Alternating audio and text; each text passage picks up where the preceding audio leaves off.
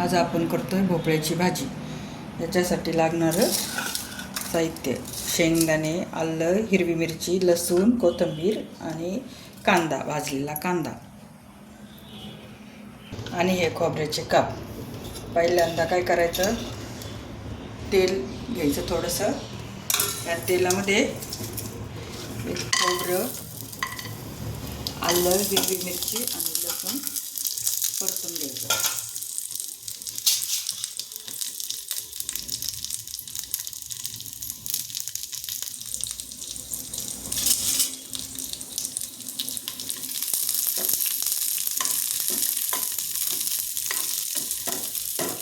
हे भोपळ्याची साल काढून घ्यायची.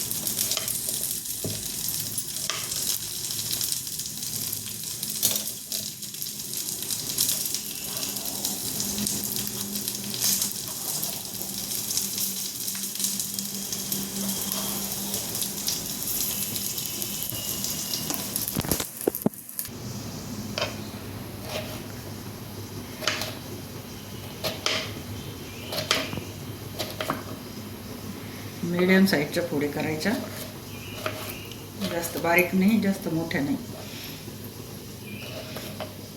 आपण ही भाजी कुकरमध्ये करत असल्यामुळे थोड्याशा मीडियमच ठेवायच्या. आता हे काढून घ्यायचं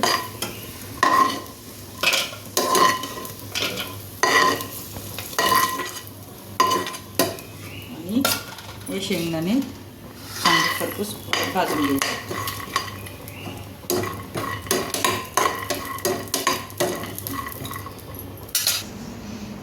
त्यात काळा मसाला, जास्त तिखट नाही आहे त्याच्यामुळे थोडंसं तिखट घ्यायचं आणि आम्हाला थोडंसं तिखट लागतं म्हणून थोडंसं जास्त घेतलेलं आहे.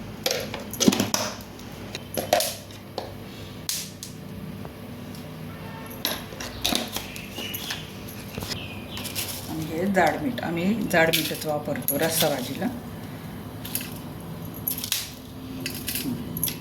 काळे करून घ्यायचे, काळी भाजी आहे म्हणून.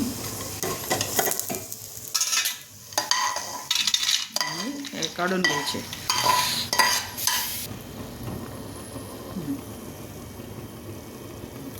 तर त्याच्यात कांदा असा कुस करून घ्यायचा.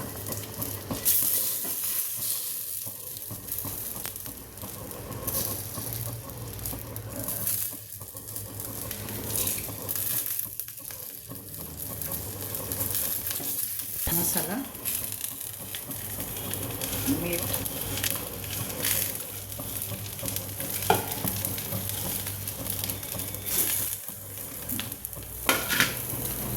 गरम करून घ्यायचं.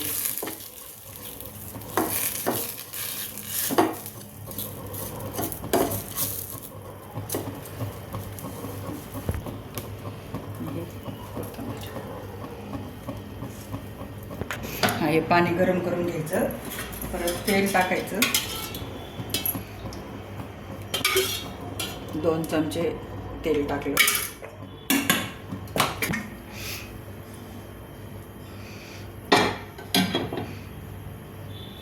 त्याच्यात हे भोपळ्याच्या फोडी परतून घ्यायच्या. त्याच्यात थोडंसं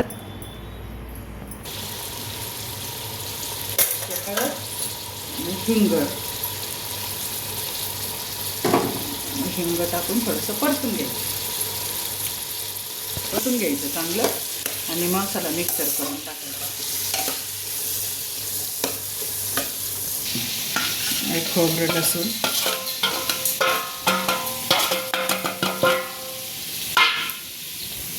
नंतर हे शेंगदाणे,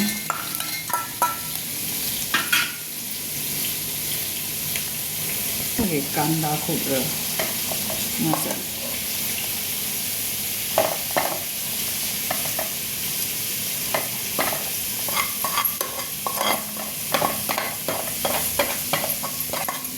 आणि थोडंसं पाणी करून पाणी टाकून मिक्सर करायचं.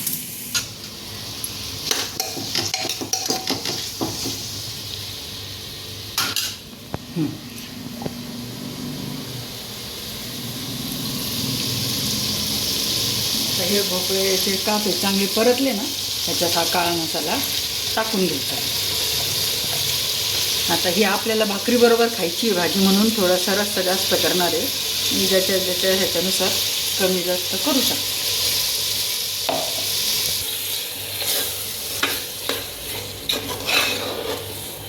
खूप चांगलं असं परतून घ्यायचं खरपूस होईपर्यंत आणि मग गरम पाणी टाकायचं आणि एक शिट्टी हो द्यायची. तर हे मिक्सरचं पाणी, मिक्सर केलेलं पाणी ओतून द्यायचं.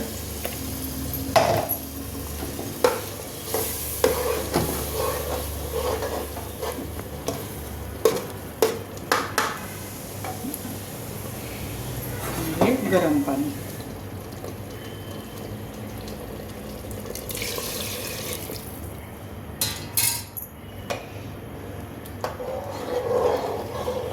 एक ते 2 शिट्ट्या होऊ द्यायच्या. आता